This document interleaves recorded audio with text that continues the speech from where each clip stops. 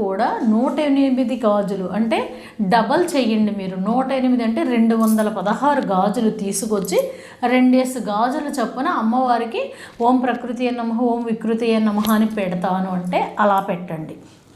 గాజులతో కూడా ఆ స్తోత్రం చేసుకోండి.